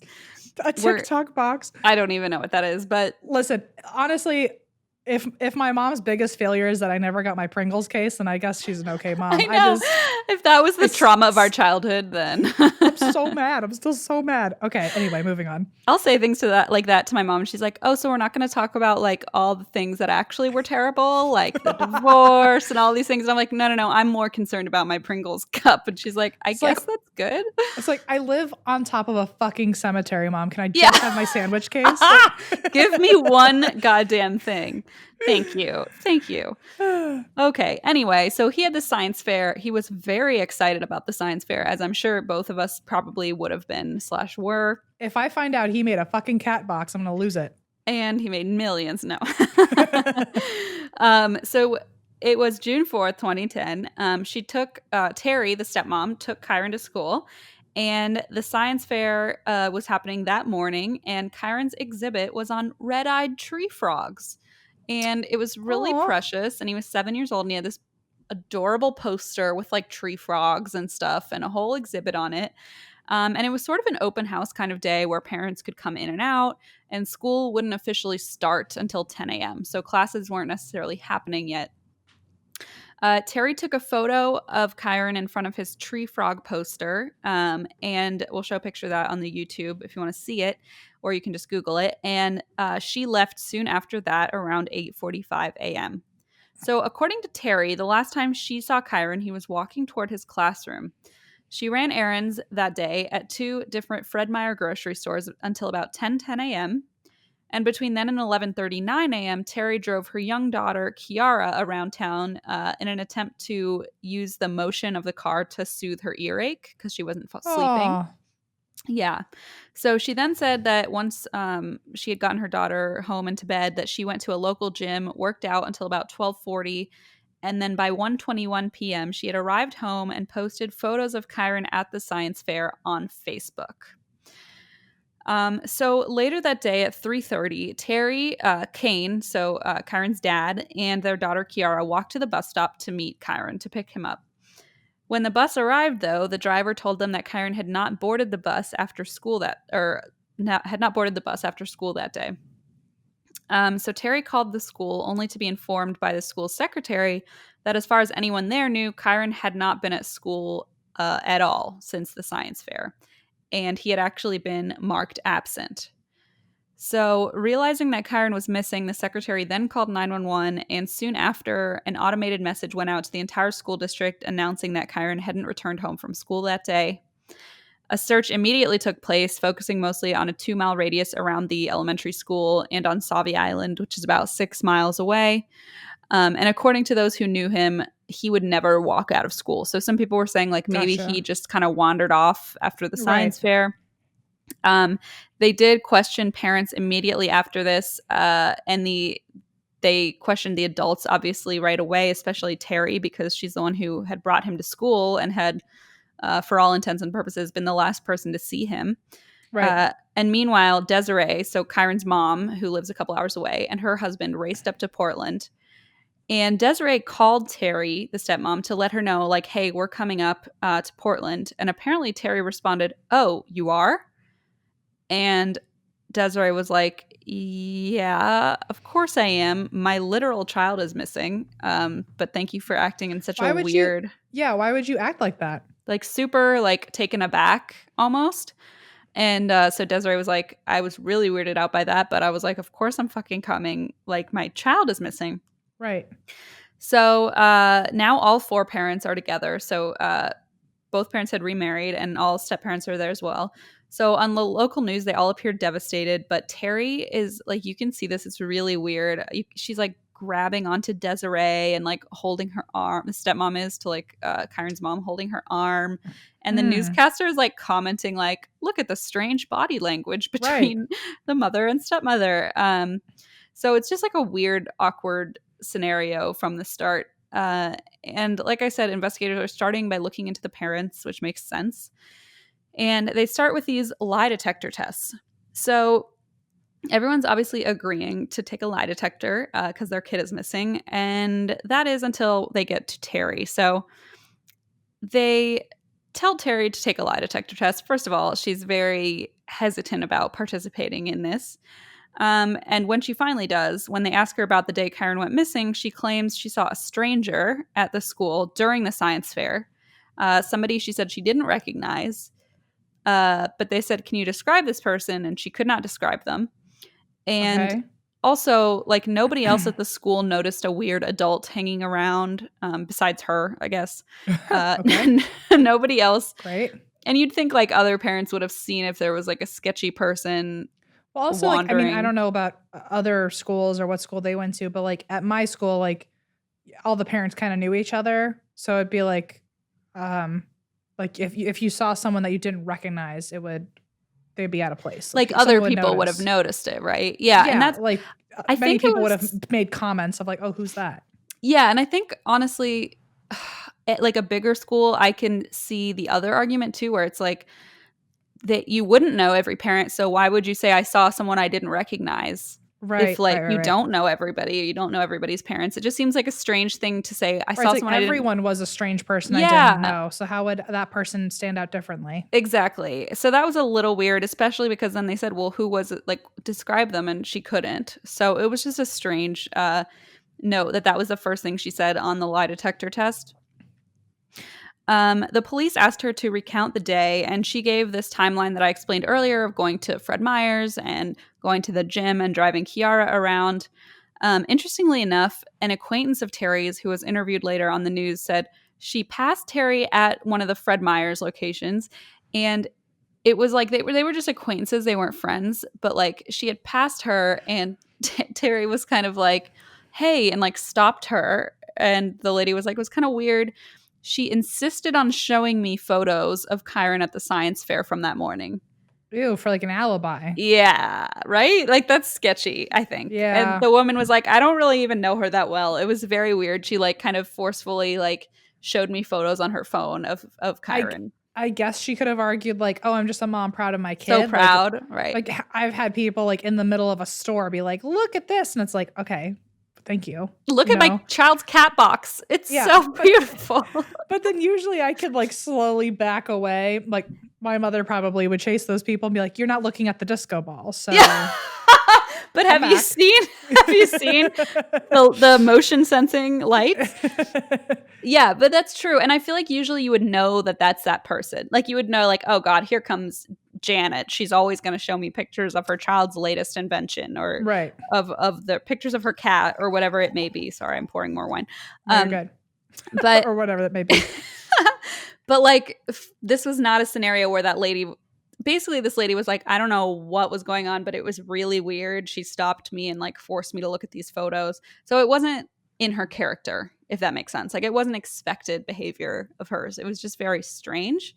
And then, I mean, to me, the posting it on Facebook is also a little weird, which I know a lot of parents post things on Facebook, but just to like show them at the store, then immediately go home and post them on the internet the day it's like the only proof she has. She wants to make sure it's spread everywhere. Yes. And like, I mean, spoiler alert, later she was interviewed on Dr. Phil and she said something like, well, there's my infamous photo that's gone famous or something. And it's like the photo, it's just really off-putting. I don't know. I mean, maybe, I mean, I'm definitely biased, but it's just a little bit weird. So I'll put that out there. She said it felt odd and forced and what have you. So what's worse is that Terry's cell phone records also didn't match up with her own timeline that she had given of driving around and of going to the gym and all that. So it didn't even match up to begin with. So she's becoming pretty damn suspicious in the eyes of the police. Both investigators and Kyron's mom, Desiree, and her husband are like, what the hell is up with Terry? Like something is going on. She is involved somehow. We're sure of it. So Terry, this is not directly related to this case, but she did have a criminal record. So she had been arrested for drunk driving a few years prior. And because she had had her son in the car, she had to plead guilty to reckless endangerment. Not necessarily related, but also just not a great look on her part. Additionally, when they interviewed people at the science fair who were at the school, multiple adult witnesses separate from each other claimed to have seen Terry leaving the side entrance of the school with Kyron. Okay. So like not children, like, you know, adults separately from each other saw her leaving with Kyron. Okay. Even Kyron's friend, who was a kid, said he saw his friend Kyron out in the parking lot with his stepmom, Terry. So there are multiple people who are witnessing her. Even though she's saying, I saw a stranger at the school, they're all saying, we saw you at the school with Kyron. Okay, got it. So that storyline is kind of out the window at this point. Yeah. As far as I'm concerned, a little, I think it is. I mean, unless she's like really like trying to like stretch the like maybe this random person followed them out to the lot or something. Yeah, maybe. Exactly. That's a good point too. So a few people suggested that Kyron ran away, but like I said, that was not in his nature. According to Desiree, his mom, quote, Kyron does not have very good eyes. He can't see, so he's not going to wander around. He's also very shy and doesn't trust people right away. That's just not his style. I know that was a timid child. Yeah. I know that was a theory from the very beginning, but that's not Kyron. He wouldn't do that. He's a pretty shy, timid child. He has a great wit and a sense of humor, but he doesn't show it very often to people he doesn't know. He doesn't trust strangers. He prefers to be around his family. So, again, not proof that he didn't go anywhere, but it does add to kind of the facts of the story. And two facts that we do have is that Terry failed both of her polygraph tests. So, ooh, not a good look. Not cute, Terry. Terry, that does not look good on you. The first test she took, Not cute. not cute at all. The first test she took, she blamed, again, she's on Dr. Phil, and I watched these clips, and I will reference them again later. But on Dr. Phil, when asked about the polygraph, the first test, she blamed that she is practically deaf in one ear, she says. And because she couldn't see the facial expressions of the person asking the questions, she didn't know how to answer them, which I was like, isn't that the point, is that you don't see the person? Like, you're just like, I don't see why you would have to see the person's face. She said, I need to see their facial expressions to understand the questions, but that doesn't make much sense to me personally. I don't know. I can understand needing to like read their lips if you're really that hard of hearing. Yeah, but, and like, it didn't seem to be that. Expression itself. Right, and it didn't seem to be that. Also, imagine if you're a polygraph examiner, aren't you like pretty flatline, like face wise? Like that's exactly. That's why. Yeah, I wrote like, isn't that the point? Like that you don't see emotion in that. Like the point is not that you're like being yelled at by somebody or being like sweet talked by somebody. It's like supposed to be really flat. Exactly. So I thought that was strange that you would need to see their emotion to understand the question, which I thought didn't make a whole lot of sense. Like no one's laughing, Terry. Like no one's laughing, but you. So the second test, she blamed the administrator of the test, saying they just didn't do a good job, and that's why she failed. So she's going 0 for 2 here on these tests. And she's extremely defensive from the start of the investigation. And remember, like, she's raising this child. This is like basically her son. You know, she's been raising him since he was little. So it's just very weird that suddenly she wants nothing to do with the investigation. She thinks everyone is invading her privacy by asking all these questions.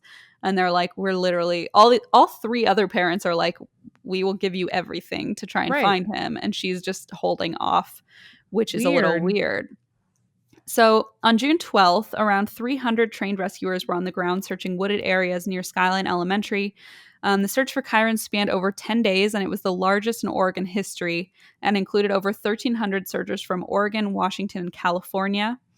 And while the search is going on, this is a week after he went missing, Terry is like fucking living her own damn grand life. And by that I mean, while everyone is out searching for Kyron, she is having this full-blown sexting affair with one of her husband's friends from high school. So her husband Kane, so Kyron's dad, had this like old friend from high school, and I guess he and her, whatever, they started linked up. They linked up on LinkedIn. No, not on LinkedIn. Oh my God. I'm just kidding. On Pinterest? No, I don't know. They linked up, and she was like sending nudes. And okay, this is probably, I mean, I'm just gonna put this out there. This is probably the most cringeworthy, horrific part of the story is watching Dr. Phil read these sexts on air. It's like I was ready to pull my hair out. Wow. So I'm going to tell you some of the ones that Dr. Phil read. So here we go. Imagine him. Imagine. I intend to. Okay. Tell Jason Statham I am available for whatever. I will pin you down and sit on you. Christine as Dr. Phil as a sexy woman is crazy. Is crazy. Oh my God. I will pin you down and sit on you. Insert evil grin with latex. So I don't even know what that means. So it's painful. It's literally, if you thought that was painful, go listen to the original Dr. Phil reading them, because he reads a lot and they go on for like a full 3 minutes, and it's mortifying. And it ends with him saying, give me 15 minutes and I'll make you moan, which I'm like shocked somebody hasn't turned that Dr. Phil clip into something, but it hasn't. Someone's about to, don't you worry. Someone's about to. It might be me. It's probably going to be you. So this is all going on with her and this guy, her husband's friend from high school. Meanwhile, let's remember this is a week away from her stepson being missing, and like she was the last person to see him. So several weeks after Kyron disappeared, Kane moved out of the house he shared with Terry. First of all, I don't blame him. This sounds like a shit show. But we realize pretty quickly the reason he moved out is not even because of those like sexy Jason Statham texts. It's for a whole different reason. Because Dr. Phil talked about them. I know. I Because see. he's haunted by Dr. Phil impersonating his wife. Who is it? Exactly. So it's not even because of the sexy text. It's because police released later information saying that Kane had actually gotten information indicating that the family's landscaper came forward and claimed that Terry had offered him a lot of money to kill her husband 5 months before Kyron's disappearance. Oh, and then okay, sure. So and then the landscaper then like told him and was like, dude, this is what she fucking asked me to do. So the landscaper told police and was like, I don't know what is going on, but this is what she told me 5 months ago. So then police went to Kane and were like, hey, by the way, this is what we just learned. And Kane was like, I'm out of here. And that's a nice courtesy call from the cops. Cause like, I don't even know. know if I would have gotten that. I feel like, I think they were just trying to investigate. So they were like, well, maybe this is something we can, I think they used it as like, hey, do you know anything about this? Like, we're trying to figure out where your son is. I see. Okay. There's clearly trouble in the marriage. And Kane was like, there is? And they were like, yeah, there is. That makes more sense. I see. Uh-huh. So, I mean, this was never fully confirmed. I will say that. But it's not a good look. And it seems weird, again, that somebody would come forward and say this. Not cute, Terry. Not cute, Terry. And whatever happened, whatever info Kane got, it was enough to convince him to move out, and he got full legal custody of their daughter. Wow. So it was enough, whatever he had there, whatever info, it was enough for the courts to say, yeah, you're going to get full custody of your daughter, which is a hard battle to win, especially as a father. Right, I was going to say, especially as a dad. Yeah. So we don't know for sure whether that happened, but it's another not cute look. It wasn't until years later, too, that we found out Terry had actually been implicated in another murder-for-hire plot back in 1990. When she was 20 years old, her boyfriend at the time, 18-year-old Sean Ray, said he and Terry were eating Chinese food in the park when a strange man ran out of the bushes with a gun, and Terry shouted to him, "He's here for you." What? Hold up. I know. It's just so batshit crazy. That makes... Okay. Sure. Just move on. I don't know what to say to that. I don't know how to react. So wait, was she saying that to the man just running out of there with a gun? She was saying that to her boyfriend, saying like, he's here for you when this guy comes. That's even worse. I thought she was screaming nonsense at a nonsensical person. And then the boyfriend's just sitting there with his like fucking chicken fried rice being what? He's sitting there with his chicken fried rice. But the scenario is that this guy's running out with a gun and Terry says to him, this guy's here for you. And I guess he like freaked out and the guy ran away. And then it never was reported, which is interesting because what happened was the police went to him after this whole landscaper situation. The police went to him from 20 years earlier and said like, hey, we want to ask you about this. And he's like, but I never reported that. And they said, oh, well, somebody in prison, I guess, mentioned being involved. And that's how we know about it. So it wasn't even like this guy just stepped forward and was like, I have some other gossip that's part of the case. Like the police got this from another source, which also makes it a little more telling.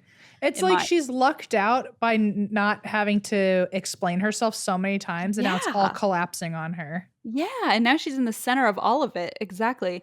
So it's all coming out at this point. It's also right around this point that Kane says publicly, I think my wife had something to do with my son's disappearance. So whatever's going on, he's convinced enough at this point that she's involved. So on Dr. Phil, there was a lot going on, but also there was a list of Desiree and Kane's accusations against Terry. So here are some of the things that they had brought up saying like, this is why we think she's involved. So she had written emails to her friends saying she hated Kyron, aka her stepson. She blamed her own marital problems with Kane on Kyron. She had asked Desiree to take custody back of Kyron. She made Kyron's disappearance all about her. She got her hair done, put on makeup, and went to the gym after his disappearance. She failed 2 polygraphs. Apparently, she was asked to do a third, and she walked out before it could even be done. Oh. So that's 3 in a row. That didn't go well for her. And so after all of these accusations, Terry left town and changed her name. Apparently, this is weird. She tried to change her name to Claire Sullivan, which was a character from one of her favorite murder mystery novels. Okay. That's a little too on the nose, Terry. I think so, right? And the A judge little was too on the like, nose. you may not do that. So instead, It's like, why? It's like she's literally writing herself into the narrative of like, why would you say yeah. that I'm involved in this murder mystery? Also, call me Claire. She's like wearing a red dress and smoking a cigarette. Like, who, me, Claire? And they're like, you're literally not Claire. Stop trying to be Claire. Yeah, so she tried to change her name, and the court was like, you may not do that. Yeah, not cute, Claire. Not cute, Claire. And so she instead changed her name to Terry Moulton, which was her maiden name, rather than Horman, which was her married name. So I will also add that between now, like her changing her name and the time Kyron had gone missing, she had already been arrested twice. So the first time was for auto theft, and the second time was for stealing a gun from a roommate. A boyfriend also during this time filed a restraining order against her and claimed she had held a knife to his throat and tried to kill him. Okay. So this is just in the short period of Kyron going missing and her leaving town. Jeez. Okay. So she's definitely unstable. Something is going on with her, right? Whether it's like this or not or something else. And again, I got that info too from the Kendall Ray's YouTube channel. So this obviously does not mean she kidnapped her and or killed her stepson. But again, like, this is not cute. Doesn't mean she didn't. Doesn't mean she didn't. Precisely. So in August of 2010, it was announced that law enforcement were searching for an individual allegedly seen by two witnesses sitting inside Terry's truck outside Skyline Elementary the day of Kyron's disappearance. So a former sheriff said, quote, the identity of that second person, if they existed, could be critical in determining what happened to Kyron after 9 a.m. on June 4th, but nothing has come of that. Nobody's been able to pinpoint who else people have seen or people saw in her truck that day in the parking lot. Meanwhile, in July of that year, a Multnomah County grand jury subpoenaed several friends of Terry's, including a woman named Dee Dee Spiker, whom Desiree and Kane both described as having been in close communication with Terry and also providing Terry with support and advice that was not in the best interests of our son. So essentially they're saying this lady probably knows something or was somehow involved. We need to figure out what she knows. So apparently this Dee Dee character on the day of Kyron's disappearance abruptly left her workplace. She was gardening for a homeowner in Northwest Portland. She abruptly left, even though she was scheduled to work, and returned around 90 minutes later. She also allegedly helped Terry purchase an untraceable cell phone right around that same time. Okay. But law enforcement said at the time she was extremely cooperative. She allowed a search of her property and her car. She endured 3 hours of questioning. She also told journalists, there's this horror that my friend is going through. If I thought for a second that she was capable of foul play, I would not have been there. She would not have been my friend in the first place. So this same year, Kyron's mother, Desiree, files a civil lawsuit against Terry because she's like, well, criminally, she's not being charged with anything. Why don't I file a death lawsuit against Terry, saying, you know, she's responsible for the disappearance of Kyron. So she sought $10 million in damages, and Dee Dee was asked to be part of this questioning. And interestingly, even though she was so cooperative before, suddenly Dee Dee refused to answer 142 questions during a deposition. Okay, well. Yeah. Among these questions were ones regarding her own whereabouts that day and her contact with Terry. She also declined to identify a photo of Kyron, whether she had ever met him before or not, and whether she knew his father, Kane. So she just was totally just zipped. Total, like, plead the fifth. Like, I'm not going to say a damn word. Which, again, is your right. Sure. But also not cute. Dee Dee. Not cute, Dee Dee. So during testimony provided by Kane in a separate hearing, he stated that police told him they have more probable cause to think Terry was involved than they did 2 years ago. It was also announced that, so Desiree in 2013 actually dropped the lawsuit against Terry because it turns out that lawsuit was kind of interfering with police actually looking into the case. So she dropped the lawsuit for now and was like, okay, fine. Like, I'll let the police try and solve this. Right. And then we'll get back to potentially bringing the lawsuit back up. Right. So the problem here is that even though all of this is so not cute, there is no real proof. They have not even found Kyron at this point. They've not found his body or anything. I watched a Crime Watch Daily episode about this case, and Desiree actually says that she thinks law enforcement were ready to charge and arrest Terry because they had enough probable cause. But then the Casey Anthony trial happened. And Desiree thinks the reason Terry was never charged is that Casey Anthony was charged before they found a body and then was later acquitted. So basically, she thinks that police were like scared to arrest Harry without any like solid, a body or anything, and then have it go the opposite, like go wrong and have her be released. Yes, got it. So she thinks, for lack of a better term, they like kind of chickened out of like going forward with arresting her, which is a bummer. Sorry, I just scrolled too far. Yeah, so she said suddenly her team started pulling back on the prosecution side of the case. And in that same interview, Desiree also said she wants to know who the hell Terry has been talking to, what she's been saying, and she wants to bring her to justice because she is really convinced that Terry is involved somehow. And she says she needs the help of the public. So she says, just tell us, no matter how bad it is, just tell us and end this roller coaster that we're on every single day. So this past June, so this past month, marked the 10-year anniversary of Kyron's disappearance. His mom told reporters how dismayed she was that they were basically in the exact same position as they were 10 years ago, which must just be so frustrating. In May of this year, in 2020, a book titled Boy Missing, The Search for Kyron Horman was released, and this book claims that Kyron's regular bus driver, along with a classmate and 2 family members, witnessed Kyron walk through the school parking lot with Terry and her infant daughter that day on June 4th, 2010. According to KGW8 News, the book also included some like strange and like potentially chilling details, in my opinion, that I hadn't read anywhere else.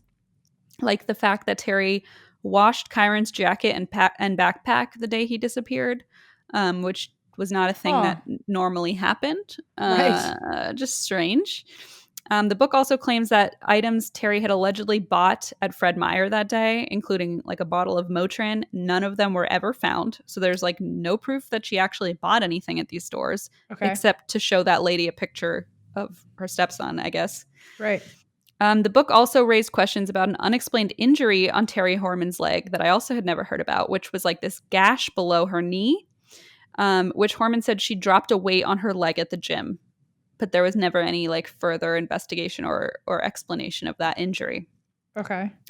So this September, Kyron's mom, Desiree, is releasing a book called Love You Forever, The Search for Kyron Horman, which will be released by his birthday in September.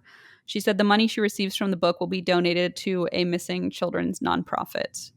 Aww. And yeah, that was really sweet and touching. And she actually described the last day she saw Kyron, and it's like really heart-wrenching, but I'm going to read it.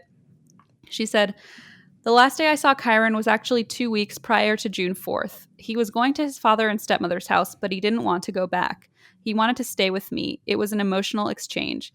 He had to actually be talked into going back. I tried to talk to him a little bit about what was going on, but he was not very forthcoming about what was upsetting him. I even talked to his father about it, but I was dismissed and told I was just overreacting. It was really upsetting, and it was the last exchange I had with him. But he knew that I loved him and that I was trying everything I could to remedy the situation within my power. So she's lived with a lot of guilt, is what she's explained, like just of, being far away, not being healthy enough to take care of him, not being able to get herself involved before something happened. If he is still alive, Kyron would be 17 years old today. There's an age-regressed photo. So if you have any information on Kyron's case, please call the tip line at 1-503-988-0560 or 1-800-THE-LOST. And there is a reward out there if that's the thing that drives you to find missing children, I guess. Sure. But if you do know anything at all, feel free to call. And on that note, I also wanted to point out an organization that I discovered while watching Kendall Rae's coverage of this case, and her merch proceeds were going to an organization called Thorn. Have you heard about this? No. So apparently it was co-founded by Ashton Kutcher. And basically this organization builds software to fight human trafficking and the sexual exploitation of children. Yes, I didn't know it was called Thorn. Yeah, I had heard of it vaguely too, and I didn't really know the details. But he spoke in front of Congress and everything. Right. So he's been doing some pretty amazing stuff. yeah, he's like fucking killing it out there, honestly.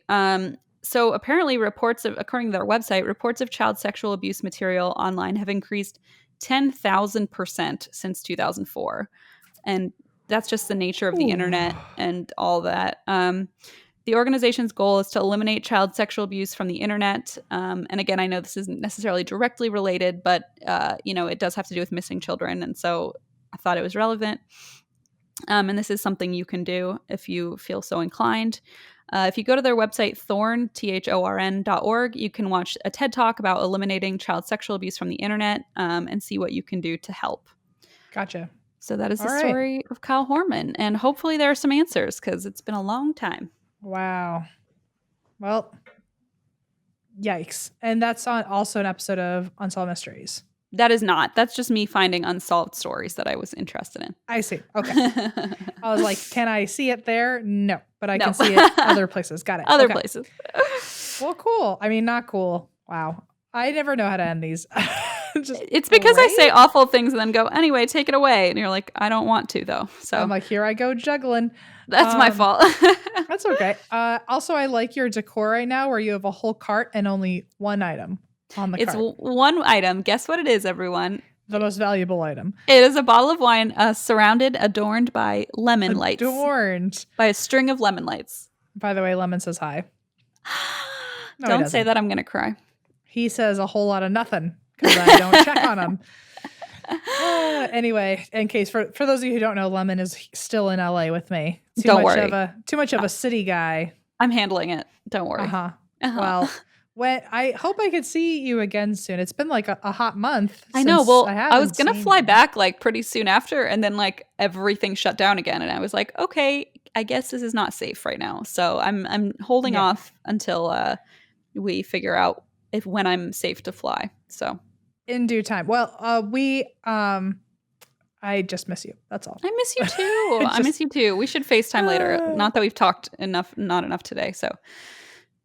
Well, every time that I sit here, I think about the first time that I sat here and it was with you, and then we went to cheesecake. So every time an episode ends, I'm like, oh man, I'm so close to cheesecake right now. Why am I craving cheesecake? Yeah. It's becoming a thing. Okay, anyway. I love you. I love everyone listening. Thank you. Lemon. Live, laugh, lemon.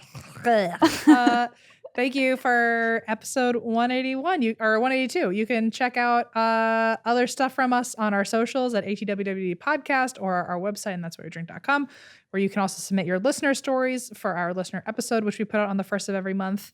That's it, I guess, right? That's it. Listen, we're people of simple means and backgrounds and stories. We also have our Thursday Instagram lives. Every week. It's our happy hours from 3 p.m. Pacific to 4, or it's just for an hour starting at 3 Pacific /6 Eastern. Yes. And then I also have Marvel Mondays every Monday at 5, 8. And you have your YouTube channel. I finally released an episode for the first time in a long time. So they're back, and I'm releasing another one today. So I'm trying to get back to weekly creeps. So we'll see if that actually sticks. And our Patreon videos too. Yes. At ATWWD Podcast. A lot of weirdness going on. Anyway.